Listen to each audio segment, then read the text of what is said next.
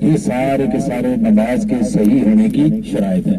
ابھی ہم ان کی تھوڑی تھوڑی تفصیل میں جاتے ہیں. مسلمان ہونے کے لیے میں نے عرض کر دیا، عاقل ہونے سے مراد ہے کہ بندہ پاگل نہ ہو، نشے میں نہ ہو، کچھ بے ہوش نہ ہو، وہ ہوشی کو عالم نہ ہو. اگر اس کو نشہ اتنا ہے یہ کو کم کرو.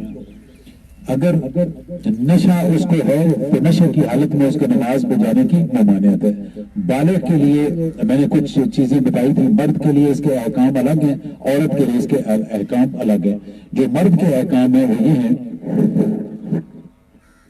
کہ جب مرد کو احتلام ہو اس وقت وہ بالغ ہوتا ہے.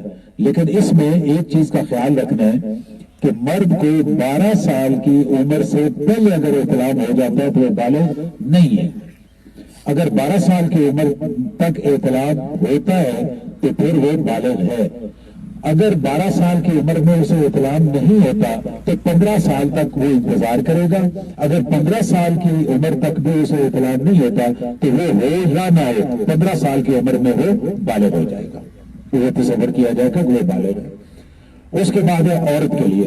عورت کے لیے بلوغت کی جو شرط ہے وہ یہ ہے کہ اسے حیض آئے، لیکن حیض 9 سال کی عمر کو آئے. اگر 9 سال کی عمر سے پہلے اسے حیض آیا ہے تو اس صورت میں وہ بالغ نہیں ہے. جب وہ 9 سال کی ہو جائے گی اور اس کو حیض بھی آ رہا ہے تو پھر وہ بلوغت میں شمار ہوگی. اگر اسے 9 سال کی عمر میں حیض نہیں آتا تو ایسی صورت میں جب اس کی عمر 15 سال کو پہنچے گی تو 15 سال کی عمر میں پہنچنے کے بعد وہ بالغ ہو جائے گی، بھلے اس کو حیض آئے یا نہ آئے. نماز کا وقت ہونا. 3 وقت ایسے ہیں جن میں کسی قسم کی نماز پڑھنا اور سجدہ کرنا منع ہے. وہ 3 اوقات کون سے ہیں؟ سورج کے طلوع ہونے سے لے کر 15 منٹ تک. یہ ایسا وقت ہے جس کے اندر آپ نماز نہیں پڑھ سکتے اور اس میں سجدہ نہیں کر سکتے، وہ سجدہ تلاوت ہو یا کوئی بھی ہو. دوسرا ٹائم سورج کے غروب ہونے سے 15 منٹ پہلے سے لے کر سورج کے غروب ہونے تک، یہ جو ٹائم ہے اس میں بھی آپ نماز نہیں پڑھ رہے. اس میں نے گزارش کی تھی کہ اس کی جو اصل چیز ہے وہ 9.5 منٹ ہوتا ہے. ٹائم 9.5 منٹ اس لیے کہ سورج کی روشنی سورج سے لے کر ہمارے تک زمین تک پہنچنے میں 9.5 منٹ لگتے ہیں. لیکن اس میں کوئی احتیاط آپ کو غلطی لگ سکتی ہے، کوئی اور ایسا فیکٹر ہو سکتا ہے، اس لیے علماء نے اس کو 15 منٹ کم از کم قرار دیا ہے. تو 15 منٹ یہ ہوگا. تیسرا جو ٹائم ہے وہ زوال. سورج نکلا ہوا ہے، سورج چڑھتا آ رہا ہے، ایک جگہ پہ جا کے سورج اپنے بالکل اوپر کے مقام پہ جہاں سے ابھی میں نیچے آنا ہے، جس وقت وہ اپنی بلند ترین سطح پہ ہے اس کو ہم کہتے ہیں استوا. الف سین تے واو الف، اس کو ہم کہتے ہیں استوا. جس وقت سورج استوا پہ پہنچتا ہے اس سے لے کر آگے ڈھلنے تک اس کا جو ٹائم ہے اسے ہم کہتے ہیں زوال. اس کا زوال کا وقت آئے گا. یہ جو بیچ میں ٹائم ہے یہ بہت زیادہ ویری کرتا ہے. آج کل یہ تقریباً 15 منٹ ہے، جس میں گرمی آتی ہے تو یہ ٹائم 40 منٹ تک بھی چلا جاتا ہے. تو یہ ٹائم، اس ٹائم کے اندر بھی کسی قسم کی نماز پڑھنا اور سجدہ کرنا منع ہے. یہ 3 جو وہ ٹائم ہیں جن کے اندر کسی قسم کی نماز نہیں پڑھی جا سکتی، سجدہ نہیں کیا جا سکتا. اگر آپ کو سجدہ تلاوت آ گیا اس دوران تو آپ اس وقت اس کو نہیں کریں گے. جب سجدے کا وقت ہو جائے گا تو آپ اس وقت اس کو سجدہ کریں گے. 2 ٹائم ایسے ہیں جو کہ مکروہ ہیں نوافل کے لیے، ان میں آپ نفل نہیں پڑھ سکتے. وہ ہے سحری جس وقت ختم ہوتی ہے، فجر کا وقت شروع ہوتا ہے، اس وقت سے لے کر سورج کے طلوع ہونے تک، یہ جو ٹائم ہے اس کے اندر آپ نفل نہیں پڑھ سکتے. یہ میں دوہرا دیتا ہوں کہ فرض نفل کے لیے 2 اوقات مکروہ ہیں، جن میں پہلا وقت جس وقت فجر کا وقت شروع ہو گئے، اس کا اذان سے تعلق نہیں ہے. ہم عام طور پہ یہ سمجھتے ہیں کہ اذان کے ساتھ نہیں، وقت شروع ہونا ضروری ہے. اگر وقت شروع ہو گیا تو وقت آپ اسے نماز پڑھ سکتے ہیں، اذان ہو یا نہ ہو. اذان نماز کی شرط نہیں ہے، وقت ہونا شرط ہے. تو اگر وقت ہو گیا تو آپ جس وقت فجر کا وقت شروع ہوگا، سحری ختم ہو جائے گی، اس وقت سے لے کر سورج کے طلوع ہونے تک آپ نوافل نہیں پڑھ سکتے. मकरूह है ये। उसके बाद असर के फर्ज पढ़ने के बाद आपने असर के फर्ज पढ़ लिए, उससे लेकर सूरज के गुरूब होने तक का जो वक्त है, इस वक्त में भी आप नफल नहीं पढ़ सकते, फर्ज पढ़ सकते हैं। आपकी कोई पुरानी नमाज रहती है, आप वो कज़ा करना चाहते हैं, आप वो पढ़ेंगे, आप पढ़ सकते हैं। बाकी औकात में सिर्फ आपकी कंजम्पशन के लिए अर्ज कर देता हूं, वरना आजकल नमाज के जो टेबल हैं हमारे पास मौजूद है, मोबाइल में भी आप खोलेंगे तो हमारे पास, हम चूंकि हनफी हैं तो हनफी औकात उसके अंदर दिए हुए हैं, उसमें उसके मुताबिक आप नमाज पढ़ते हैं।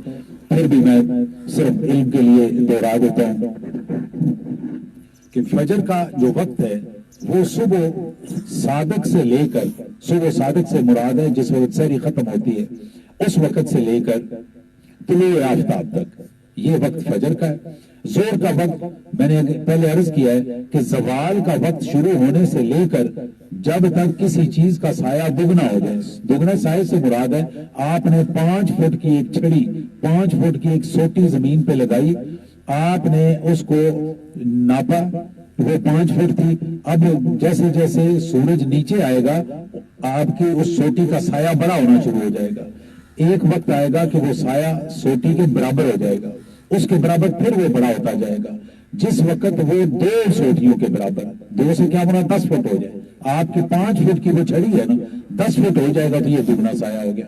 जब साया दुगना हो जाता है उस वक्त तक जोर का वक्त है, और उसके बाद असर का वक्त शुरू हो जाता है, और सूरज के गुरूब होने तक असर का वक्त रहता है।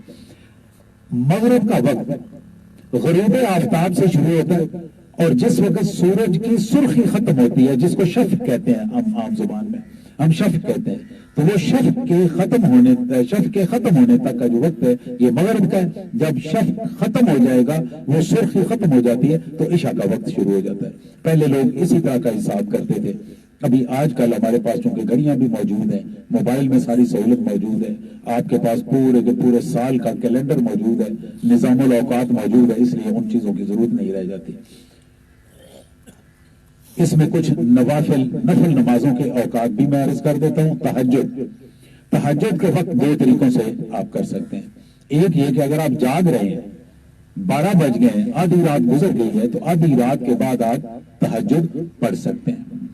दूसरा, अगर आप ईशा की नमाज पढ़ के सो गए, ईशा की नमाज पढ़ के सो गए, भले आप 1 मिनट सोए, आप 2 मिनट सोए, आप 5 मिनट सोए, आप सो गए, सोने के बाद आपकी आंख खुल गई है, तो आप तहज्जुद पढ़ सकते हैं।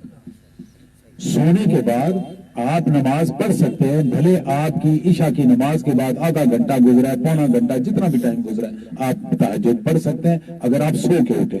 अगर शब-ए-दारी में है, आप जाग रहे हैं, तो 12 बजे रात के बाद आप तहज्जुद की नमाज पढ़ सकते हैं। इशराक का जो वक्त है वो तुलूए आफताब से लेकर सूरज के पूरी तरह चढ़ने से लेकर दिन का चौथाई हिस्सा, अगर दिन 12 घंटे का है, फर्ज करें दिन जो है 12 घंटे का है, तो उसका चौथाई हिस्सा कितना बनेगा? 3 घंटे। तो फिर तुलूए आफताब से लेकर 3 घंटे तक इशराक का वक्त है। जहां पे इशराक खत्म होगा वहां से चाश्त का वक्त शुरू हो जाएगा, और जिस वक्त जोहर का वक्त शुरू होता है उसके साथ जवाल का भी वक्त शुरू हो जाए। जवाल के भी नवाफिल होते हैं, तो वो जवाल का वक्त शुरू होता है, और जवाल का वक्त किस वक्त तक रहता है? जिस वक्त तक आप जोर की नमाज नहीं पढ़ते। इसका वक्त मुकर्रर नहीं है, इसका वक्त यह है कि जब आपने जोर शुरू नहीं की उससे पहले पहले आप जवाल के नफल पढ़ सकते हैं। अगर आपने जोर शुरू कर दी है तो फिर आप नवाफिल नहीं पढ़ सकते। अवाबीन के नफल, ये जितनी देर मगरिब का वक्त होता है उतनी देर इनका भी वक्त होता है। जब मगरिब का वक्त खत्म हो जाएगा तो अवाबीन का वक्त भी खत्म हो जाएगा। अब हम आते हैं नमाज के सही होने की शराइत। इसमें सबसे पहले बदन का पाक होना।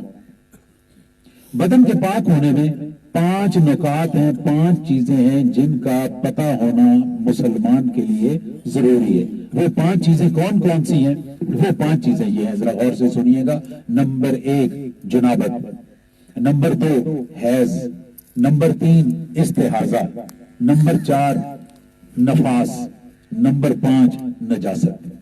मैं इनकी थोड़ी थोड़ी تفصیل آپ کے سامنے عرض کر دیتا ہوں، آپ اس کو سن بھی لیں اور یاد بھی کر لیں، یہ ریکارڈ بھی ہو رہی ہے، آپ کو ریکارڈنگ کی ضرورت ہو تو آپ ہم سے لے سکتے ہیں۔ جنابت، مرد اور عورت ان کا ملاپ، اگر وہ آپس میں ان کا ملاپ ہوتا ہے اور وہ سیکچول ملاپ ہے، شہوت کا ملاپ ہے، تو ایسی صورت میں ان کے اوپر جنابت لاگو ہو جاتی ہے۔ اور جنابت کے لیے میں 2-3 باتیں بتا دوں۔ نمبر 1، کسی شخص کی جنبی حالت میں آنا، اس کو جنبی ہونے کے لیے اگر اسے مادہ تولید جسے ہم منی کہتے ہیں وہ شہوت کے ساتھ خارج ہو جائے تو وہ حالت جنابت میں آ گیا۔ میں دوہرا دیتا ہوں، کوئی بھی مرد اس کو شہوت کے ساتھ مادہ تولید یعنی منی خارج ہو گئی اس کے جسم سے تو اس کا جسم جنبی ہو گیا، اب وہ جنابت کی حالت میں، اس کے اوپر غسل کرنا واجب ہو گیا۔ جب تک وہ غسل نہیں کر لیتا اس وقت تک وہ مسجد میں بھی داخل نہیں ہو سکتا، اس وقت تک وہ کسی قسم کی نماز بھی نہیں پڑھ سکتا۔ یہ جنابت کی ایک۔ دوسری جنابت کی، مرد اور عورت آپس میں ملے، شہوت سے ملے، ان کا دخول ہو گیا، نزول نہیں ہوا، انزال نہیں ہوا، منی خارج نہیں ہوئی، وہ آپس میں ملے، مرد کا عورت کے ساتھ دخول ہو گیا تو وہ جنبی ہو گیا۔ ان کی جنابت کے لیے منی کا خارج ہونا ضروری نہیں ہے، ان کے ملنے کے ساتھ، ان کے ملاپ کے ساتھ، دخول کے ساتھ وہ جنبی ہو گئے۔ وہ دخول بھلے عورت کے یا مرد کے دوبر والی جگہ سے ہو یا دوسری سے، وہ جدھر سے بھی ہوگا، مرد پہ بھی اور دوسرے عورت پہ بھی اس کا غسل واجب ہو گیا۔ ٹھیک ہو، یہ جنابت کی بات تھی۔ اب آتے ہیں ہم، جنابت کے بعد ہے حیض۔ یہ عورت کے مسائل میں ہے، زیادہ لوگوں کا اس کے اوپر زور تھا کہ یہ ضرور دہرائیں، تو میں نے آج آپ کو اس پہ دہرا رہا ہوں، آئندہ پھر جب کبھی اس کی باری آئے گی تو انشاءاللہ عرض کریں گے۔ یہ ذرا غور سے سنیے، اس کے لیے آپ کو 3 لفظ ہیں، پہلے ان کا سمجھنا ضروری ہے۔ نمبر 1 حیض، نمبر 2 استحاضہ، اور نمبر 3 نفاس۔ یہ بڑے سمجھنے کی چیز ہے، اس کی سمجھ بہت کم لوگوں کو ہے۔ میں بڑے سلیقے سے کوشش کروں گا کہ آپ کو بڑے آسان لفظوں میں اس کو سمجھا سکوں۔ آپ کا کام یہ ہے کہ اپنے گھر میں جا کے اپنی بیگمات کو یہ بات سمجھائیں، کسی طریقے سے اپنے والدین تک، اپنے والدہ تک، اپنے بہنوں تک بھی یہ پہنچانا آپ کی اور میری ذمہ داری ہے۔ یہ باہر سے کسی نے آ کے نہیں بتانا، یہ آپ کی اور میری، اور اس میں کوئی شرمانے جھجک کی بھی بات نہیں، یہ ضروری ہے بتانا۔ آپ اپنے اہلیہ کو بتائیں کہ وہ ان کو بتا دیں، لیکن بتائیں ضرور۔ حیض پہلی چیز،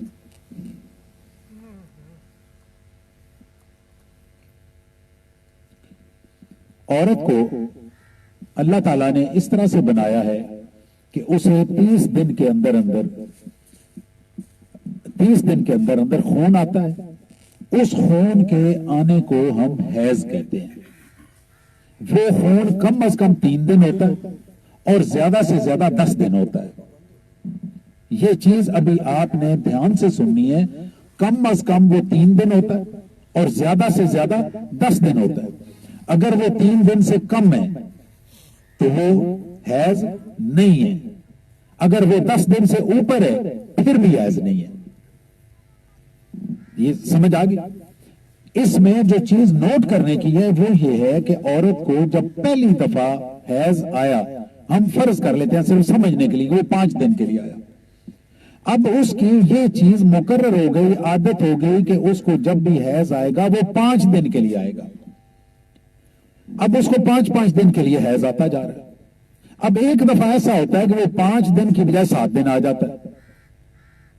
اس صورت میں جو 5 دن تھے وہ اس کے حیض میں شمار ہوں گے، اور یہ جو 2 دن اوپر والے فالتو ہیں یہ اس کے استحاضے میں شامل ہوں گے۔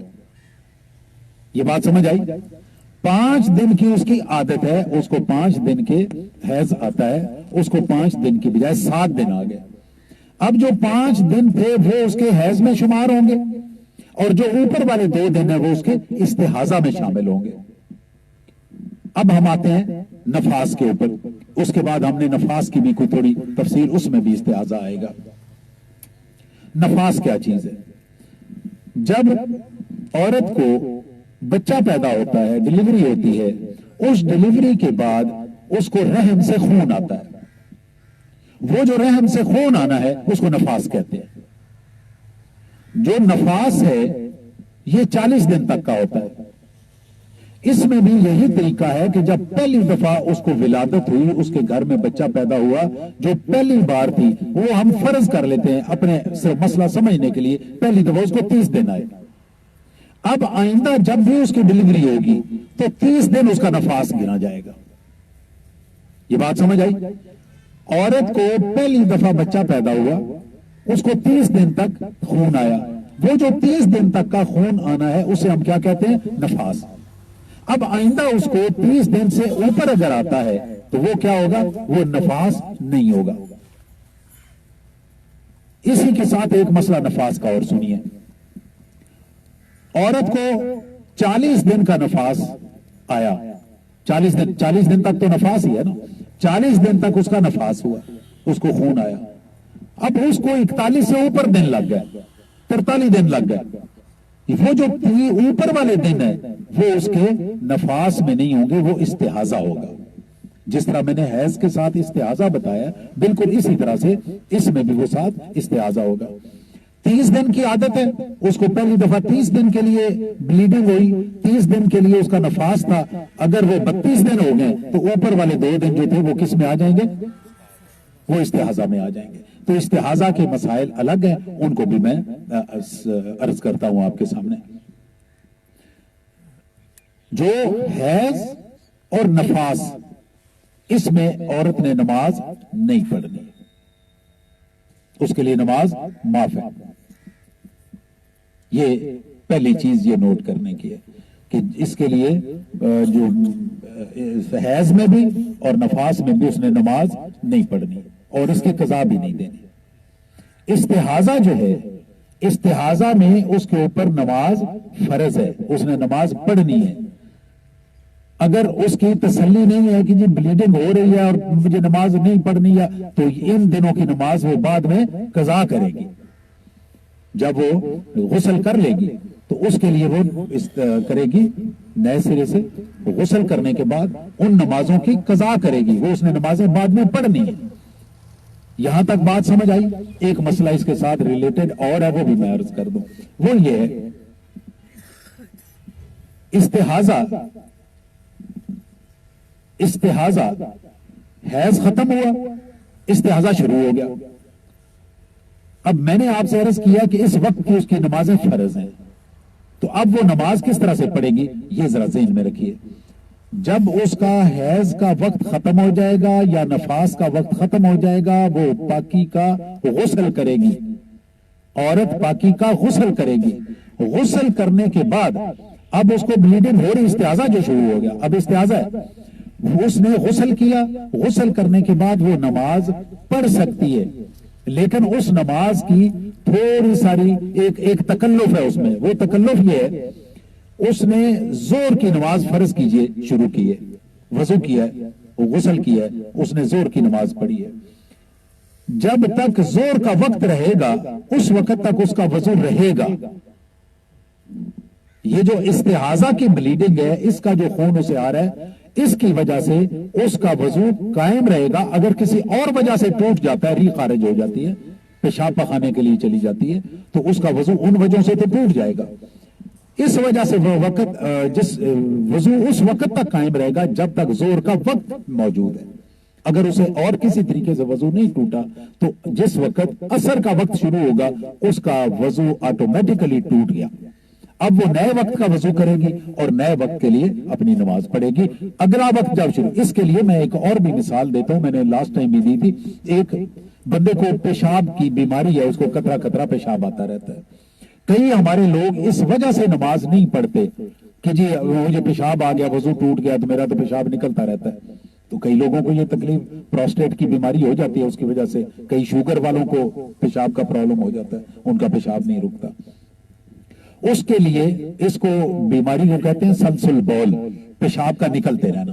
اس کے لیے حکم یہ ہے کہ ایک بندہ ایک وقت کی نماز کے لیے وضو کرتا ہے، فرض کی جس نے زور کے لیے وضو کیا، اب اس کا پیشاب نکلتا جا رہا ہے، ایک ایک قطرہ تھوڑی تھوڑی دیر بعد نکل جا رہا ہے.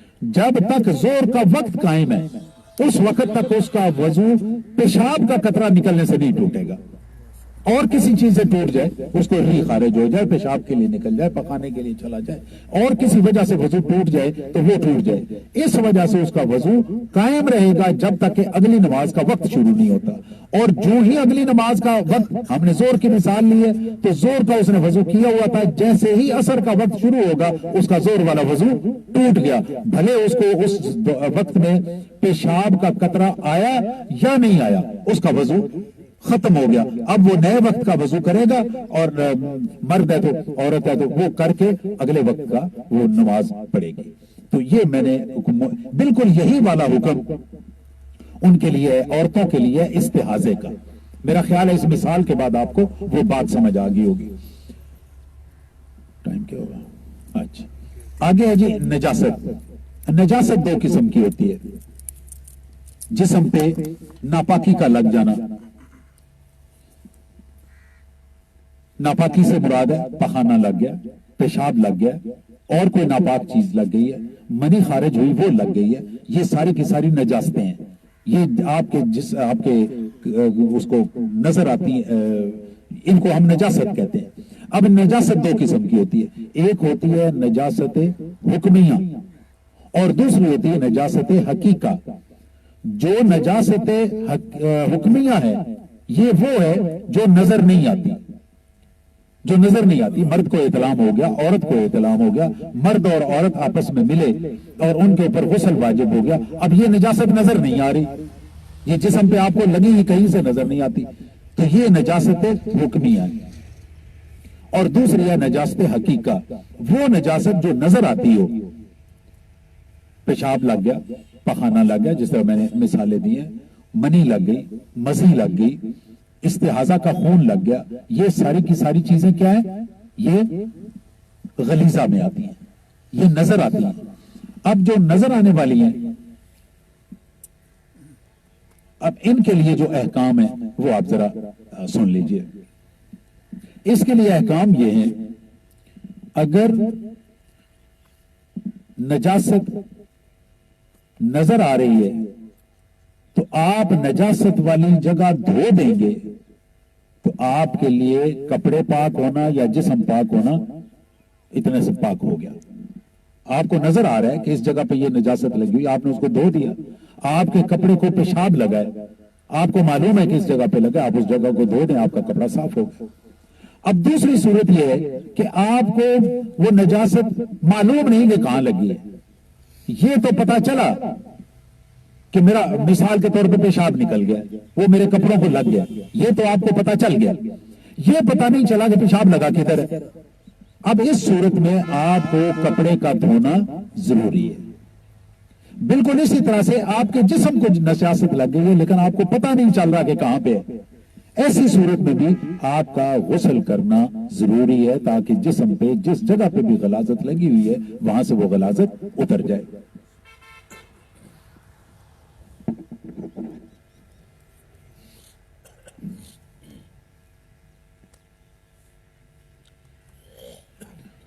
اس میں شریعت کا ایک مسئلہ ہے، وہ میں آپ کی معلومات کے لیے عرض کر دیتا ہوں. لیکن اللہ تعالیٰ نے اور رسول اللہ صلی اللہ علیہ وسلم نے اسلام میں مسلمان کو پاکی کی اتنے کی ہدایت کی ہوئی ہے کہ ہماری اس پہ تسلی نہیں ہوتی. یہ حقیقت ہے.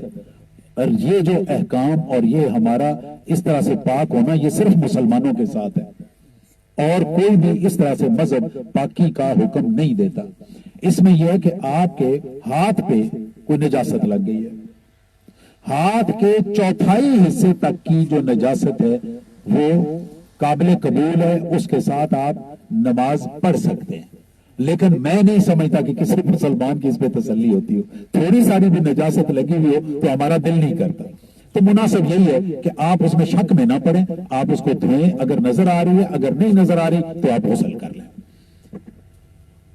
پاک ہونے کا طریقہ جنابت میں، حیض میں، نفاس میں، استحاضے میں، ان سب استحاضہ کے لیے تو پاکی کی ضرورت نہیں ہوتی، باقی چیزوں میں پاکی کی ضرورت ہے. اس کے لیے میں عرض کر دیتا ہوں کہ غسل کے 3 فرض ہیں.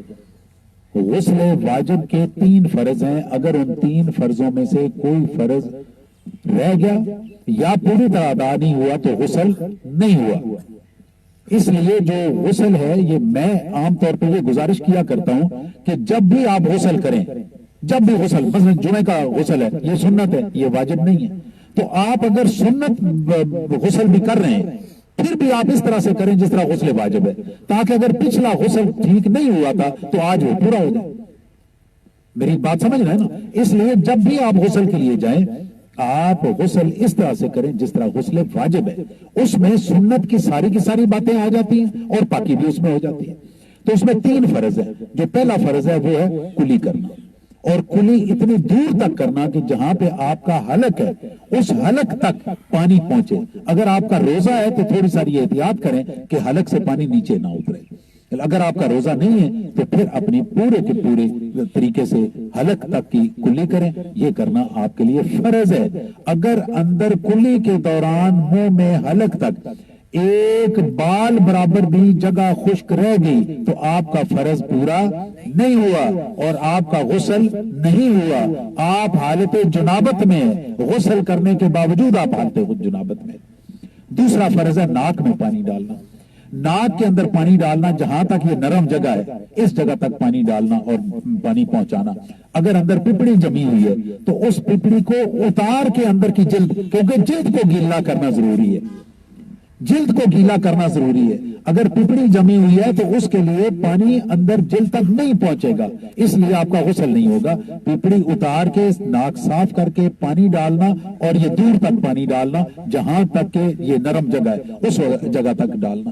یہ ہمارے لیے فرض ہے دوسرا. اور تیسرا فرض ہے سر سے لے کر پاؤں تک پورے جسم کو دھونا. پورے جسم کو دھونے سے مراد یہ ہے کہ پانی اس طرح سے بہانا، اتنا پانی بہانا کہ آپ کے سر سے لے کر پاؤں تک ایک بال برابر جگہ بھی خشک نہ رہ جائے. کئی دفعہ اس طرح سے ہوتا ہے کہ ہم پانی اوپر سے بہا رہے ہوتے ہیں تو نیچے بلبلے بن جاتے ہیں، ان بلبلوں کے اوپر سے پانی گزر جاتا ہے. اب نیچے جو جلد ہے وہ خشک رہ جاتی ہے. اگر اوپر سے پانی گزر گیا اور نیچے بلبلا بن گیا اور اندر جگہ خشک رہ گئی تو اس صورت میں غسل نہیں ہوا، اس صورت میں غسل نہیں ہوا. اب غسل کے لیے یہ ضروری ہے کہ آپ جس وقت پانی جسم پہ ڈالیں تو اوپر اچھے طریقے سے ہاتھ ماریں تاکہ اگر کوئی بلبلا آپ کے جسم پہ کسی جگہ پہ، ٹانگ پہ، بازو پہ بن گیا تو وہ اتر جائے. اس میں ایک پریشانی کمر کی ہوتی ہے کہ جب آپ کمر پہ پانی ڈالتے ہیں تو وہاں ہاتھ نہیں پہنچتا، نظر بھی نہیں پہنچتی. اس کے لیے میں جو سجیسٹ کرتا ہوں، آپ کو تجویز دیتا ہوں، وہ یہ ہے کہ اپنے پاس ایک کپڑا رکھیں، جب کمر پہ پانی گرائیں منہ دوسری طرف کریں اور اس طرح سے کر کے وہ کپڑا ہلاتے جائیں اور کمر کے نیچے تک لیں تاکہ اگر یہاں پہ کوئی پانی کا بلبلا کمر پہ بن گیا تو وہ آپ کا وہ صافہ یا کپڑا چلانے سے وہ ٹوٹ جائے اور اس کے نیچے پانی. اب اس میں غسل میں 2 ایک چیزیں اور سن لیجئے. غسل کرنے سے پہلے جو آداب ہیں وہ یہ ہیں، سب سے پہلے ہاتھ دھوئیے، استنجا کیجئے، پورا وضو کیجئے. پورا وضو کرنے کے بعد اب میں وہ ساری چیزیں نہیں دہراتا، وہ آپ کے لیے اتنا کافی ہے. ہاتھ دھوئیں، استنجا کریں، پورے کا پورا وضو کریں جس طرح آپ نماز کے لیے کرتے ہیں. اس کے بعد آپ غسل کریں، نہائیں. یہ طریقہ واجب غسل میں بھی ہے. جب آپ وضو کرتے ہیں تو منہ میں کلی کرنے آپ نے پانی ڈالنا ہے تو وہ آپ کا وہ فرض پورا ہو جائے گا. ناک میں پانی ڈالیں گے دوسرا پورا ہو جائے گا. جب آپ نہائیں گے تو آپ کا پورے کا پورا ہو. غسل جب آپ نے وضو کر لیا تو غسل واجب کی صورت میں بہتر یہ ہے کہ آپ دوبارہ منہ میں پانی ڈالیں، کلی کریں تاکہ وہ جو فرض ہے وہ فرض کے حساب سے ادا ہو. اسی طرح سے ناک میں جو آپ نے پہلے وضو کیا ہے، وضو میں آپ نے منہ میں پانی ڈال لیا، کلی کر لیا، ناک میں بھی پانی ڈال لیا، لیکن اس کے بعد دوبارہ اگر آپ کرتے ہیں وہ فرض کے حساب سے، وضو کے حساب، کیوں وضو میں جو کلی ہے وہ سنت ہے، وضو کی کلی سنت ہے. یہ اگر کم ہو جائے یا رہ بھی جائے پھر بھی وضو ہو جائے گا، لیکن غسل کی کلی جو ہے وہ فرض ہے، وہ رہ گئی تو آپ کا غسل نہیں ہوگا. اس کے بعد نہاتے ہوئے یہ ذہن میں رکھیے ننگے جسم قبلہ کی طرف رخ کرنا مکروہ ہے، تو قبلہ کی طرف رخ نہ کریں، آپ دوسرے رخ پہ نہائیں، پردے میں نہائیں، پانی کوشش کریں کہ جتنا کم استعمال ہو سکے، غسل کے دوران بات نہ کریں۔ اس کے بعد ہے وضو کرنا۔ اب وضو میں صرف اور صرف فرائض تک رہوں گا، باقی ہم سب مسلمان ہیں، وضو کرتے ہی ہیں۔ وضو کے 4 فرائض ہیں، اگر کوئی فرض رہ گیا تو آپ کا وضو نہیں ہوا۔ کوئی بھی عبادت اس میں جو فرض چیزیں ہیں یا واجب چیزیں ہیں وہ رہ جائیں تو نماز وہ عبادت نہیں ہوتی۔ آپ نے نماز پڑھنی ہے، آپ نے حج کرنا ہے، آپ نے روزہ رکھنا ہے، اس کے اندر جو فرائض ہیں، اگر فرائض میں سے کوئی چیز رہ گئی تو پھر آپ کا وہ عبادت نہیں ہوئی، آپ کو وہ دوبارہ دہرانی پڑے گی۔ تو وضو کے 4 فرض ہیں۔ سب سے پہلے منہ دھونا، یہ جہاں سے یہ بال شروع ہوتے ہیں وہاں سے لے کر یہ ٹھوڑی کے نیچے تک، اس کان کی لو سے لے کر اس کان کی لو تک، یہ جتنی جگہ ہے اس ساری جگہ کو اس طرح سے دھونا کہ اندر بال برابر جگہ بھی خشک نہ رہ جائے۔ تو یہ پہلا فرض ہے۔ جو دوسرا فرض ہے وضو کا وہ یہ کونیوں تک بازو کا دھونا، یہاں سے لے کر اس جگہ تک کونی تک اس کا دھونا، اور اس طرح سے دھونا کہ اس میں بھی بال برابر جگہ خشک نہ رہ جائے۔ سر کا مسح کرنا، کم از کم چوتھے سر کا، پورے سر کا مسح کرنا سنت ہے اور چوتھے سر تک کا مسح کرنا فرض ہے۔ اس لیے اگر چوتھے سر سے کم آپ نے مسح کیا تو پھر آپ کا سر کا مسح نہیں ہوا۔ اور وہ طریقہ یہ ہے کہ آپ اپنے ہاتھ جو ہیں وہ پانی میں گیلے کر لیں، گیلے کرنے کے بعد یوں کر کے اپنے سر پہ یوں لگائیں، یہ چوتھے سر سے زیادہ تک، اور گردن تک اگر آپ لے کے جاتے ہیں تو آپ کا مسح کی جو سنت ہے وہ بھی پھر پوری ہو جائے گی۔ تو یہاں تک لے جا کے آپ مسح کریں، اس کے بعد اپنے پاؤں دھوئیں۔ یہ جو باقی چیزیں کان کا وہ کرتے ہیں اور کان کے پیچھے لگاتے ہیں گردن پہ، یہ سنت ہے۔ اس کے بعد آپ نے پاؤں دھونے ہیں، پاؤں دھونے جو ہے یہ فرض ہیں، ٹخنے سمیت، جو آپ کے گٹے ہیں ٹخنے اس کے سمیت اس کو دھونا فرض ہے، اور اس کو بھی اس طرح سے دھونا کہ بال برابر جگہ خشک نہ رہ جائے، یہاں تک کہ یہ فرض ہیں۔ ہاں ایک چیز اس میں اور عرض کر دوں، کچھ لوگوں کو اس میں اشکال ہے کہ جب ہم وضو کرتے ہیں تو پاؤں پہ سردی میں مسح کر لیا جاتا ہے، یہ چیز ذہن میں رہی ہے، مسح کرنے کے لیے موزے پہننا ضروری ہے۔ اگر آپ نے موزہ پہنا ہوا ہے، موزہ کس کو کہتے ہیں؟ موزہ اس جراب کو کہتے ہیں جس کے اندر سے ہوا نہ گزر سکے۔ یہ جو ہم جرابیں، جو میں نے ابھی جرابیں پہنی ہوئی ہیں، یہ موزے نہیں ہیں، اس کے اندر سے ہوا گزرتی ہے۔ جو چمڑے کے موزے ہوتے ہیں اگر آپ نے وہ پہنے ہوئے تو آپ اس کے اوپر مسح کر سکتے ہیں سردی کے لیے۔ یہ اللہ کے رسول صلی اللہ علیہ وسلم نے ہمیں اس کی آسانی دی ہے۔ تو یہ یہاں تک کے مسائل تھے، ابھی وقت ہو گیا تو ہم انشاءاللہ باقی جو اس کے مسائل ہیں وہ آئندہ جمعے کو کر لیں گے۔ اس وقت تک جو میں نے آپ کے سامنے تفصیلات عرض کی ہیں، ان میں اگر کسی کو کوئی اشکال ہو، کوئی ذہن میں سوال ہو تو آپ کر سکتے ہیں۔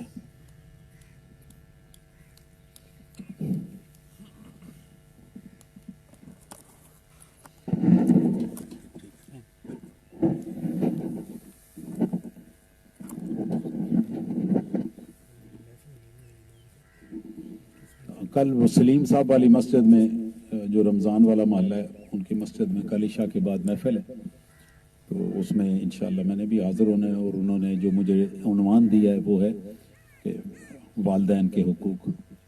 تو وہ اکبر لڑکا ہے وہاں پہ، وہ کروا رہا ہے، اس کے والد کی برسی ہے، تو وہ چاہ رہا ہے کہ والدین کے حقوق کے متعلق بات کی جائے۔ تو انشاءاللہ کل عشاء کی نماز کے بعد وہاں پہ میں حاضر ہوں گا، جن دوستوں نے آنا ہو وہاں پہ آ سکتے ہیں۔ جی آج کے اس کے بارے میں کسی کے ذہن میں کوئی سوال ہو تو آپ پوچھ سکتے ہیں۔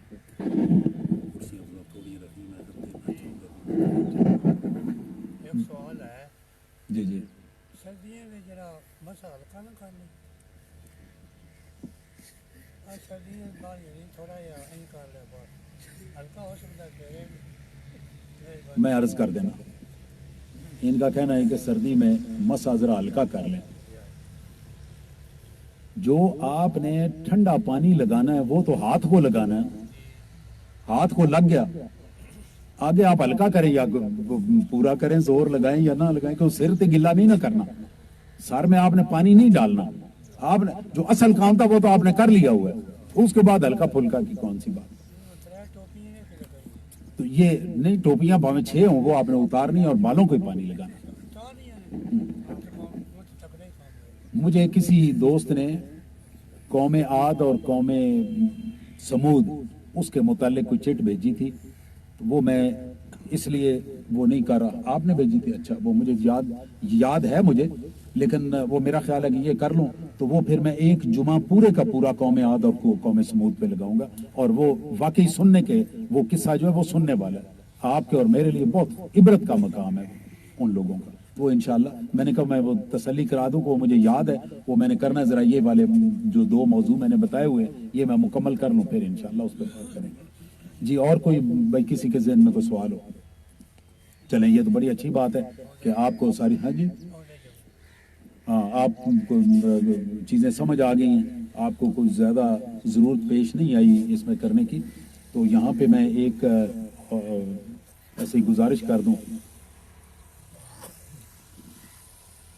मुझे तारक नजर आया था इधर, ये बैठा हुआ।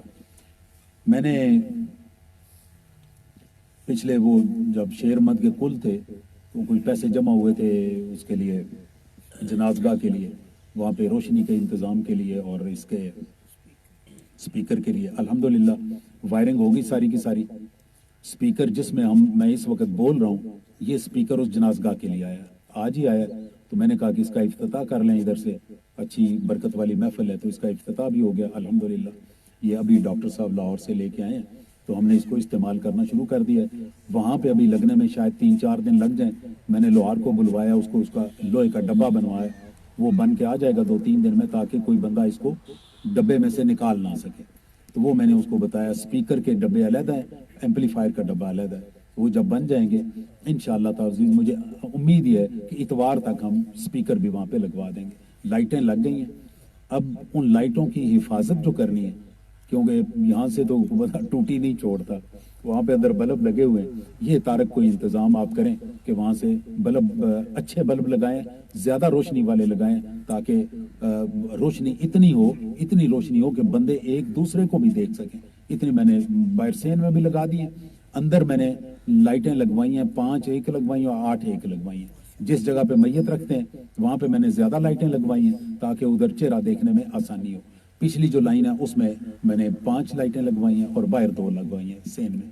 एक उसमें दरवाजे में भी लगवा दी है, ताकि गली से जहाँ से आप आ रहे हैं, मैं जब गया हूँ तो गली में भी बड़ा अंधेरा था, वो मैंने लगवा दी। जो दूसरी गुजारिश है, इसमें हमें उस दिन 31,000 रुपया हुआ था, 3 और मेरे पास आया था 34,000 रुपये। ये जो सामान आया ये कोई ज़्यादा लगा है। इसमें अजहर जो इसका बेटा है ना अपना हफीज़ का, उसने ये सारा काम किया, तो तकरीबन 5,000 रुपए का उसके पास अपने सामान पड़ा हुआ था, तो उसने वो सामान बीच में डाल दिया, अपना लगा दिया। उसने मुझे कहा जी आप और पैसे ना दें, मैं इसमें से कर 15 मैंने उसको दिया था, बाकी उसने अपनी तरफ से लगा दिया। जो हमने स्पीकर लिया, उस स्पीकर के लिए मैंने डॉक्टर साहब को 20,000 रुपया भिजवाया था, तो इनका जो स्पीकर आया तकरीबन 27,000 रुपए का आया। बाकी पैसे डॉक्टर साहब ने खुद अपनी जेब से डाल दिए।